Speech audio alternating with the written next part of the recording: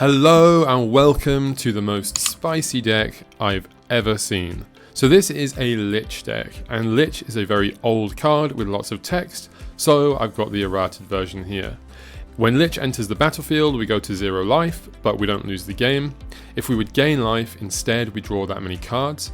Whenever we're dealt damage, we sacrifice that many permanents, and if Lich goes into the graveyard from the battlefield, we lose the game.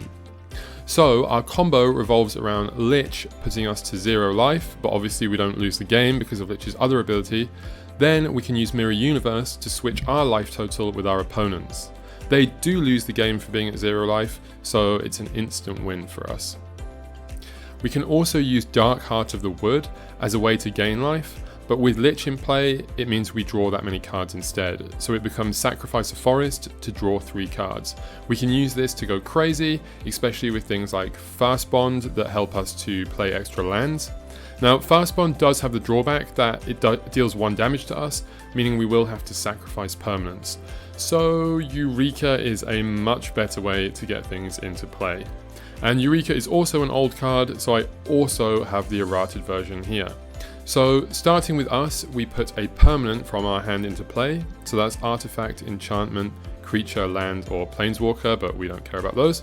Then our opponent takes a turn, then it's back to our turn, then our opponent's, and we just keep going until everyone has put everything they want to in play. We're going to play all the Moxes, we're going to play Black Lotus, Sol Ring, and also Dark Ritual, which really helps for casting Lich with its quad black cost. These really help us after a Eureka because they're just extra free mana sources. We also have a lot of card draw, all the classic card draw you'd expect. There's not really too much to say about these, they're just, the best card draw in the format really. We also have Sylvan Library and Library of Alexandria. Sylvan Library is particularly good with Mirror Universe because all of that extra damage we're going to take will get flipped to our opponent. Also, when we're using it with Lich, we don't want to use it when we have the Lich in play, but of course, before we have the Lich in play, our life total, as long as we're still alive, it doesn't really matter because it will get set to 0 anyway, so we can fully use this to take advantage of Sylvan Library. Also for support, we have cards like Regrowth or Recall to get cards from our graveyard, and of course, every combo deck will play Demonic Tutor. It just does what it does, it's amazing at finding combo pieces. For additional support, we have Avoid Fate, because if our Lich leaves play, we just lose the game.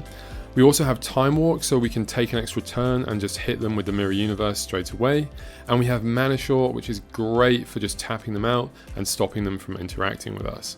And we have the usual X spells, Mind Twist, again, really good at protecting what we're doing, and a one-off Fireball just as a way, to sometimes kill them with Mirror Universe and Fireball.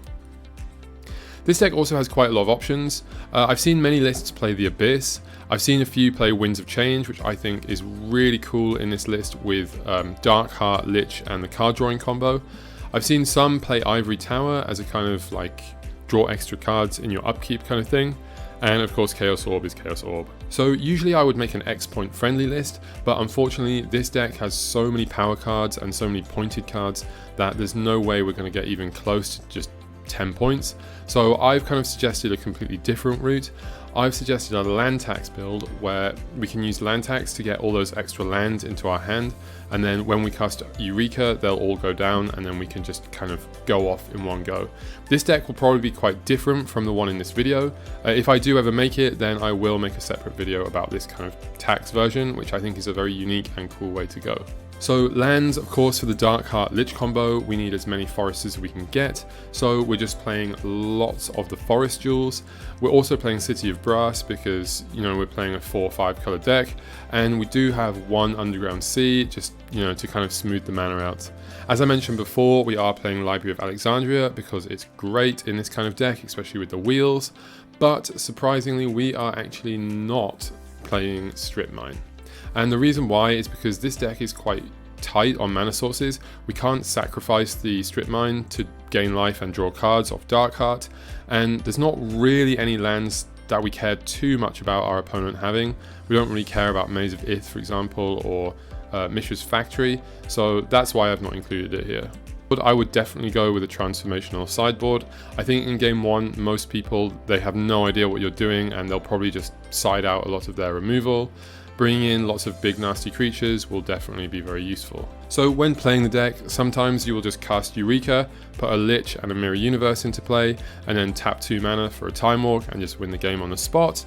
However, that probably won't happen in most games. In most games you'll want to play maybe another Eureka and then use that to get loads of mana sources in play, which you can then tap for mana because they come in untapped, draw loads of cards off your Dark Heart Lich combo, and then try and just keep going off again until you get the combo.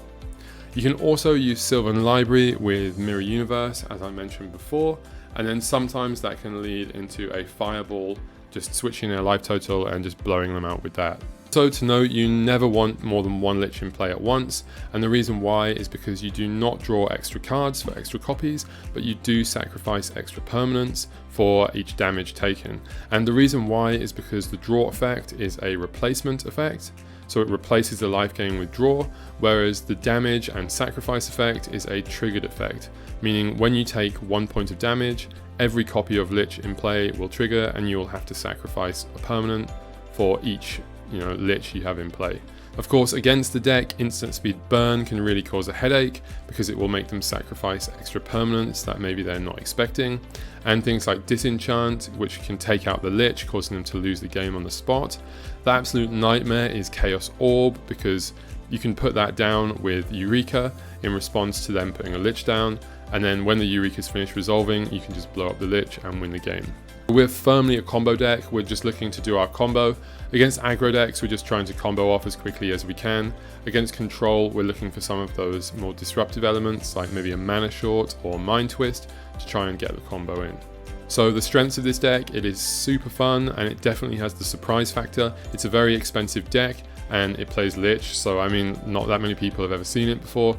The weakness is, it plays Lich. Lich is not really a tournament card. It's more of like a fun card. It's also crazily expensive in terms of money, like all the dual lands and power. Burn as well is a problem, and also disruption like disenchants or chaos orbs can make us lose on the spot. So for me, this deck is more of a super fun kind of semi-competitive deck rather than like, a tier 1 tournament winning kind of thing. If you enjoyed this video, please do like, comment, subscribe, and thank you for watching.